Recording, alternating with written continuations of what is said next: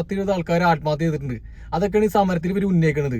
എന്നിട്ട് അവരെ മോശപ്പെടുത്തുന്ന രീതിയിൽ തന്റെ പെരുമാറ്റം ഇതൊക്കെ എവിടുന്ന് പഠിച്ചു വരുന്നത്? എനിക്ക്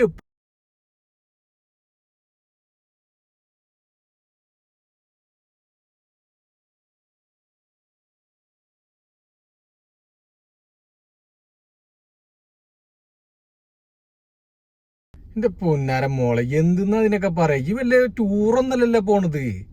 ഇങ്ങനെ ഒരുങ്ങിയിട്ടും കുപ്പിയും പാത്രവും ഒക്കെ സമ്മതിച്ച് എനിക്ക് കുപ്പിയും വെള്ളമൊക്കെ കുടിക്കേണ്ടി വരും.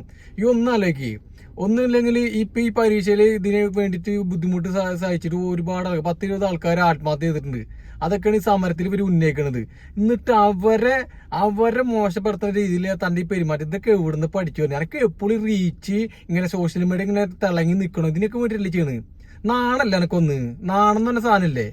ബുദ്ധി ഇല്ലാണ്ടൊന്നല്ല, എനക്ക് അത്യാവശ്യം ബുദ്ധിയുണ്ട്. ബുദ്ധിയുള്ള കൂട്ടത്തിൽ തന്നെയാണ് എനിക്ക്. പക്ഷെ ഈ കാട്ടിക്കൂട്ടിന് ഭയങ്കര ചേറ്റത്തരം തന്നെ ചേറ്റത്തരം. എന്തെന്നതിനൊക്കെ പറയാ? ഒന്ന് ആലോചിച്ച് നോക്ക്. ഒന്ന് ചോദിക്ക്. ഇക്കണ്ട പാവപ്പെട്ട പിള്ളേര് ഈ അടിയും കൊണ്ടിട്ട് ഈ എന്താ പറയാ, അവരെ പാവപ്പെട്ട പിള്ളേര് ഈ അടിയും കൊണ്ടിട്ടാണ് ഈ അവിടെ നിക്കണത്. അവരെ മേന്ന് ചോരയും കണ്ടിട്ടില്ലേ? ഇതൊക്കെ ഈ ന്യൂസിൽ കണ്ടിട്ടുണ്ടല്ലേ പോണത്. എന്നിട്ട് ഈ പോകുമ്പോ ഈ കുപ്പിയും കൊടച്ചാക്ക് പോണ രീതിയിൽ പോകാനും അത് വീഡിയോ ചെയ്യാനും എന്നാ വല്ല ഗുണമുള്ള മെസ്സേജ് എന്തെങ്കിലും കൊടുക്കുക. ഈ എന്ത് തേങ്ങ കൊടുത്തത്? ഈ എന്ത് മെസ്സേജാ കൊടുത്തത്? ഈ വലിയ ഇൻഫ്ലുവൻസർ അല്ലേ? ഒരു കാര്യമില്ല. അതെ, ഒന്നുമില്ലെങ്കിലും ഓക്കെ, സോഷ്യൽ മീഡിയ ഫെയിമും കാര്യങ്ങളൊക്കെ ഉണ്ട്. പക്ഷെ പാവപ്പെട്ട കുട്ടികൾക്കും ആ പാവപ്പെട്ട അവിടെ സമരം ചെയ്യണവർക്കും അവർക്കൊരു വില ഇല്ലാത്ത രീതിയിൽ പെരുമാറ്റം ചെയ്യില്ല പ്ലീസ്. വെറും റീച്ചിനും വ്യൂവിനും അതിന് കിട്ടുന്ന പൈസക്കും വേണ്ടിയിട്ട് ഈ ആഴ്ചേറ്റത്തരം അന്നൊക്കെ ഉണ്ടല്ലോ. അന്നൊക്കെ ഇപ്പൊ പറഞ്ഞിട്ട് കാര്യമില്ല. അന്നൊക്കെ കുറെ ഫോളോ ചെയ്തിട്ട് കുറെ എണ്ണം ഉണ്ട്. ഫോളോ ചെയ്തിട്ട് ഈ എണ്ണ ഓരോ കോപ്പറേറ്റ് തരത്തിന് ഇരുന്നിട്ട് ഇങ്ങനെ വീഡിയോക്ക് ലൈക്ക് അടിക്കാനും കമന്റ് അടിക്കാനും കുറെ ഊളുകള് ഔറ്റങ്ങളെ പറഞ്ഞാൽ മതി. ഒന്നുമില്ലേലും വെറുതെ ഓരോ കോപ്പറാട്ടി. അനക്ക് മാത്രല്ല, പിന്നെ ചീവിടിനുണ്ട് ഈ സ്വഭാവം.